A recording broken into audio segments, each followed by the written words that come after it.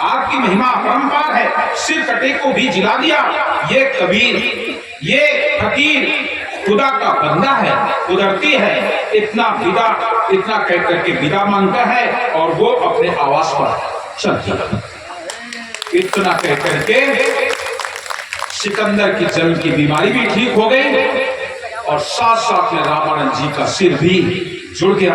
और जब जुड़ गया तब इधर बोले आप तो जो दोषी लोग थे, जो विरोध करने वाले थे, वे बोले आज बढ़िया अवसर, आज तो सिकंदर आया है और हम तुम लोग सिकंदर के पास अपन फरियाद लेके चलो और कबीर को फांसी के सजा दिलाओ, क्योंकि ये ना हिंदू की माने ना मुसलमान की, वो तो हिंदू और मुसलमान दोनों को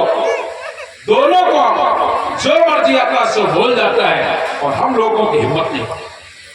तब तक इधर कुछ और ब्राह्मण थे और विद्वान थे, वो लोग बोले समय बहुत बढ़िया है, वैसे तो हम लोग कबीर की हंसी ना कर पाएंगे, लेकिन ये अवसर बढ़िया है। कौन सा अवसर है? होली का समय, होली का समय है, कबीर को हम लोग अपमानित कर सकते हैं। कैसे कर सकते हैं? तो दो चार साधु बैठ के बोले फला वैश्या है, उस वैश्या को बुलाओ और वो कबीर के अगर गले में हाथ डाला तो हम लोग मजाक हंसी उड़ा ले, ज्ञान ध्यान के तो हंसी करना पड़ेगा। आज प्रिय सज्जनों, होली के समय में उस वैश्या का नाम रिसाला था। वो रिसाला तो पहले था, अप्सरा पिता।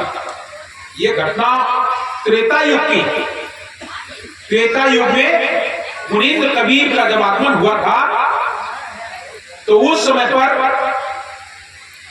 साहब कबीर संतों के बीच में प्रकट हुए। उस समय बड़े बड़े संत तपसी थे। इंद्र जो है उसको भय कि मेरा इंद्रासन कहीं ना चला जाए, इसलिए हमेशा अपनी अप्सराओं को भेज करके उनकी तपस्या भंग किया करते। एक संत बहुत बड़ा महान तपसी हो रहा था। आज इंद्र भी वहां से अपने साथ रिसाला नाम की अप्सरा लेके आया है। इधर सदगुरु कबीर साहब मुनींद्र कबीर के नाम से प्रकट हुए, आके अभी नाम नहीं हुआ, आ गए हैं। आज त्रिजंगन चंद्रमा नारद वशिष्ठ बड़े बड़े संत सबके बीच में साहब प्रकट हुए और अपना ज्ञान सुनाना शुरू किया। निर्मोह, निर्भय, निसंशय, अध्यक्ष स्वरूप बढ़िया बढ़िया ज्ञान सत्संग की बातें शुरू की। इधर इंद्र आया था अप्सरा लेकर, उसने अप्सरा को भेजा, जाओ तुम संतों के सत्य को डिगाओ, संतों के सत्य को डिगा दो। जैसे कहा संतों के सत्य को डिगा दो, तो अप्सरा जाती है और एक महात्मा जी के पास पहुंची, अपना हाव भाव दिखाने लगी। और जैसे हाव भाव दिखाने लगी, महात्मा जी को क्रोध आ गया। ये आई है मेरे पास मेरे सत्य को डिगाने के लिए। महात्मा जी ने श्राप दे दिया, महात्मा जी ने श्राप दे दिया, इतना सुंदर पाया और तू संतों की तपस्या भंग करती है, जा तू वैश्या। श्राप दे दिया। इधर इंद्र भी आए हैं। लोगों ने साहब कबीर से पूछा तुम्हारा नाम क्या है? साहब ने कहा आज का दिन धन्य हो जाए, अमर हो जाए।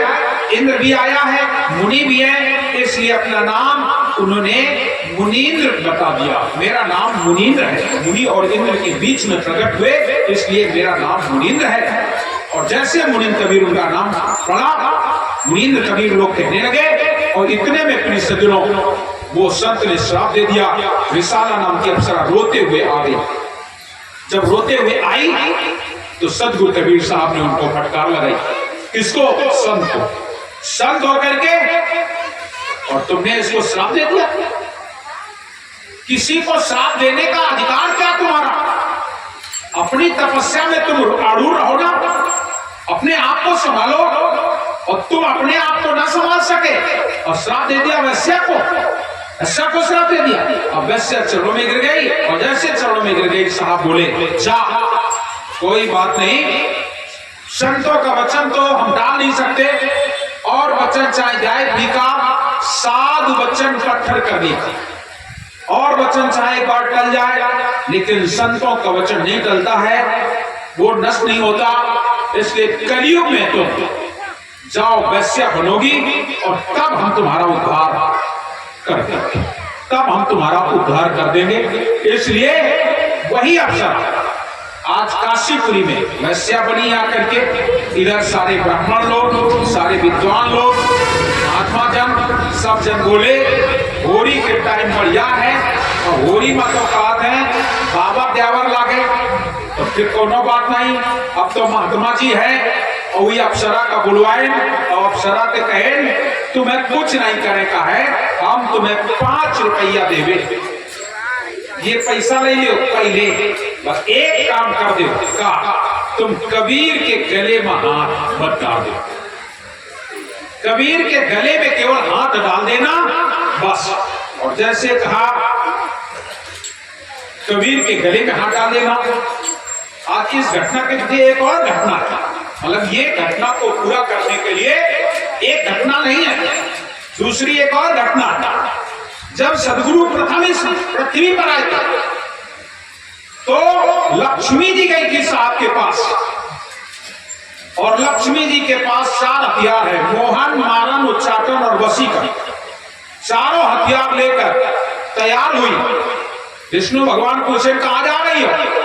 बोले हमारी पुरी में कोई एक ऐसा संत आ गया है जो कह रहा है माया मेरा कुछ नहीं बिगाड़ सकती, और वो माया को उल्टा सीधा बोलते हैं, मैं उनके पास जाती हूं।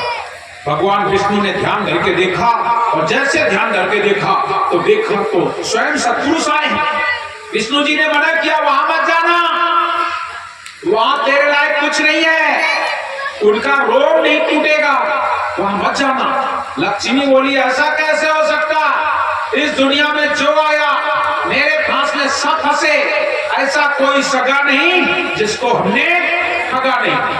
सारी दुनिया को लूटने वाली मैं हूं, रमैया तोड़ दुल्हन लूटे बाजार, इंद्र का लूटो फरिंद का लूटो, और नारद जी के पर गई पछाड़, रमैया तोड़ दुल्हन लूटे बाजार। ब्रह्मा का लूटो, विष्णु का लूटो, और शंकर जी का लूटो माझा बाजार, रमैया तोड़ दुल्हन लूटे बाजार। कोई नहीं बचा, सबको लूट लिया, संसार में कोई बचा नहीं। लक्ष्मी बोली मैंने सबको लूटा है, ये माया रघुनाथ की, ये माया रघुनाथ की पड़ी राम पर कूद, और हुकुम राम का मेट के बनी राम से खुद। राम का नाम, भगवान का नाम ही मिटा दिया, मैं हूं, मेरे कर कमलों से भगवान पैदा होते हैं, मेरे कर कमलों से देवता पैदा होते हैं, सारा का सारा कार बता दिया मेरे हाथों से पैदा होता है। इसलिए विष्णु जी कह रहे वहां मत जाना, वहां तेरे लायक कुछ नहीं है। लेकिन लक्ष्मी को तो घमंड था, मैं ही सब कुछ हूं, ऐसा कैसे हो सकता है मेरे यहाँ कोई आए और हम उसका कुछ बिगाड़ ना सके, मैं जरूर जाऊंगा। विष्णु जी ने लाख समझाया, लेकिन लक्ष्मी जी नहीं मानी, और जब नहीं मानी तो पहुंच गई, और जब पहुंच गई तो सबसे पहला उसका हथियार है मोहिनी। अपना रूप उसने मोहिनी का बनाया, और जिस समय मोहिनी रूप बनाया, इतना सुंदर विश्व मोहिनी रूप लेकर के और पहुंची जाके साहब कबीर के पास। और जैसे साहब कबीर के पास पहुंची, साहब कबीर बोले विष्णु जी कहाँ हैं, अकेले आई हो? जैसे कहा विष्णु जी कहाँ हैं, अकेले आई हो? लक्ष्मी समझ गई ये तो हमें पहचान गए, ये तो हमें पहचान गए, अब क्या होना चाहिए? उसने अपने हाव भाव दिखाए, और जैसे हाव भाव दिखाए सदगुरु कबीर ने फटकार लगा दिया, कहने लगे अरे ठगनी, क्या नैना झमकावे, तेरे हाथ कबीर नाम, ये तू रूप लेके मेरे पास आई है, नैन दिखा रही है, अरे ठगनी क्या नैना झमकावे, तेरे हाथ कबीर नाम, सारा संसार तेरे हाथ में होगा, लेकिन ये तुम्हारे कब्जे में नहीं आने वाला है।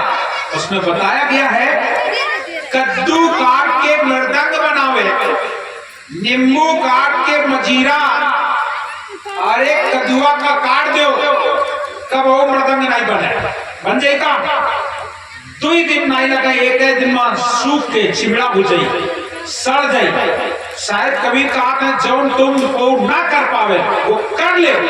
कद्दू काट कर तुम मृदंग बना लो, नींबू काट के मजीरा, क्या भैया नींबुआ काट के मजूरा बनिएगा बाजी का, कबो ना बाजी, वो आओ तुम कर लो। नींबू के तुम मजीरा बना लो, कद्दू काट के मृदंग बनावे, नींबू काट मजीरा, और 5 तुरैया मिल मंगल गावे, नाचे बालम खीरा, यो सब तुम कर लो जाए। लेकिन तेरे हाथ कबीर ना, तेरे हाथ में कबीर नहीं आने वाला। अब उसका मोहिनी रूप सुर्ख हो गया। हमारे रूप में शंकर जी जैसे लोग बीच बाजार में लुट गए, दुनिया में कोई बचा नहीं। बड़े बड़े तपसी, बड़े बड़े योगी, आचार्य, विचारी, इन सबको मैंने लूट लिया और ये मेरे रूप में मोहित नहीं हुए। घबरा गई, मेरा एक हथियार व्यर्थ चला गया, मोहिनी रूप उसका कोई काम नहीं आया। घबरा गई, एक हथियार चला गया, लेकिन फिर भी अकड़ के खड़ी हो गई। एक है तो गाय, अब 3 और है, 4